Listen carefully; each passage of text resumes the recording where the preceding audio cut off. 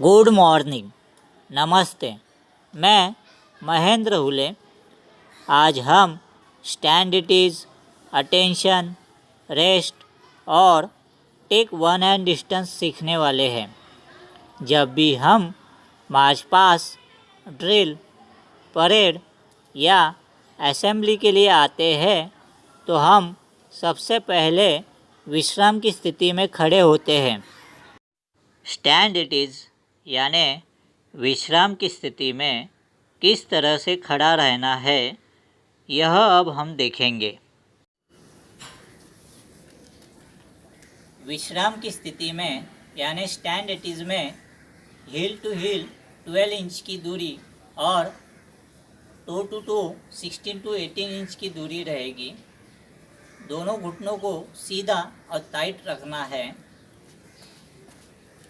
बायां हाथ की हथेली नीचे और दाहिने हाथ की हथेली ऊपर से, सारी उंगलियां नीचे की तरफ, दाहिना अंगूठा बायां अंगूठे के ऊपर और क्रॉस में रहेगा। कोहनी के बीच में कोई भी गैप नहीं होना चाहिए। इस गैप को दूर रखने के लिए हम अपने दोनों हाथों को नीचे की तरफ खींचेंगे और हाथ को सीधा रखेंगे। कंधों को सीधा रखें, झुककर ना रखें। विश्राम की स्थिति में हमारे दोनों पैर कंधों के लेवल तक होना चाहिए, उससे दूर नहीं होनी चाहिए।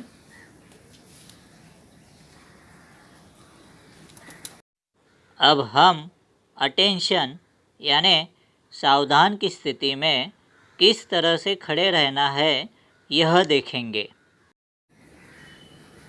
सावधान स्थिति में यानी अटेंशन में हील टू हील कोई गैप नहीं होना चाहिए और टो टू टो 6 इंच की दूरी रहेगी और 45 डिग्री का कोण बना रहेगा। दोनों पैरों को वी शेप में रखना है। सावधान में घुटनों को सीधा और टाइट रखना है।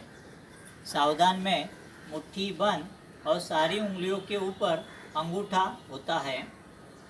पैंट की जो सिलाई होती है उस पर अपनी बंद मुट्ठी को रखना है।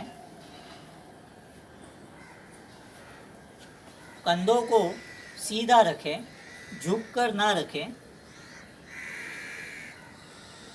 सावधान में चिन अप और नज़र को सामने रखें।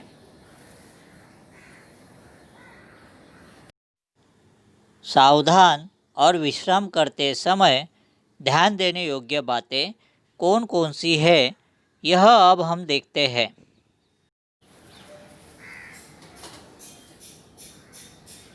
सावधान और विश्राम यानी अटेंशन और स्टैंड इट इज़ करते समय ध्यान देने योग्य बातें। जब हम सावधान स्थिति से विश्राम स्थिति में जाते हैं तब हम हमारा बायां पैर यानी लेफ्ट लेग को कमर तक यानी 90 डिग्री तक उठाते हैं और बाई तरफ यानी लेफ्ट साइड रखते हैं। हम अपने दोनों हाथों को पीछे की तरफ रखते हैं।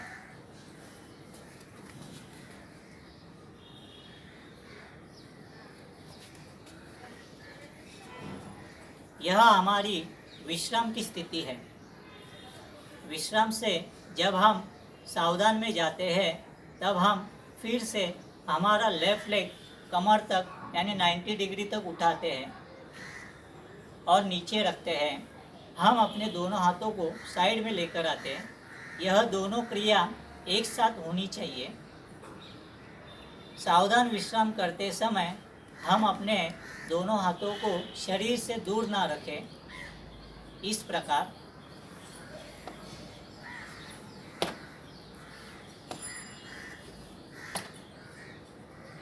सामने वाले को पता नहीं चलना चाहिए कि कब हमने हाथ को पीछे लेकर गए और कब हम हाथ को साइड में लेकर आए।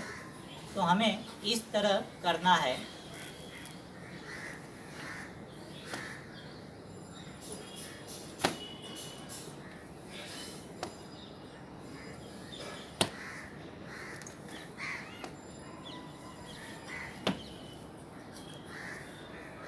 सावधान विश्राम करते समय हम अपने पैर की उंगलियों को बीच बीच में आगे पीछे करना चाहिए।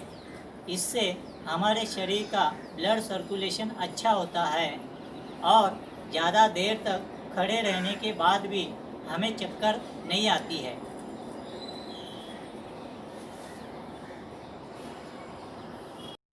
जब भी हम मार्च पास्ट, ड्रिल, परेड या असेंबली में खड़े होते हैं, तब हमें रेस्ट की कमांड मिलने पर किस तरह से रेस्ट करना है, यह अब हम देखते हैं।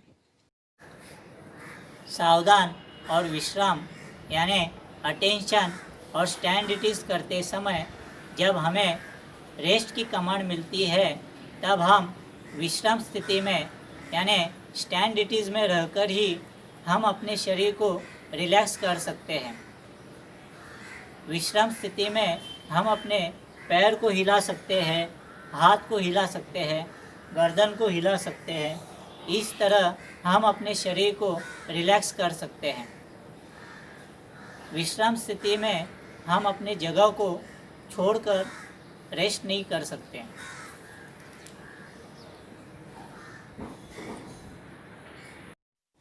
मार्च पास्ट, ड्रिल, परेड और असेंबली में टेक वन हैंड डिस्टेंस की कमांड मिलने पर किस तरह से करते हैं, यह अब हम देखते हैं।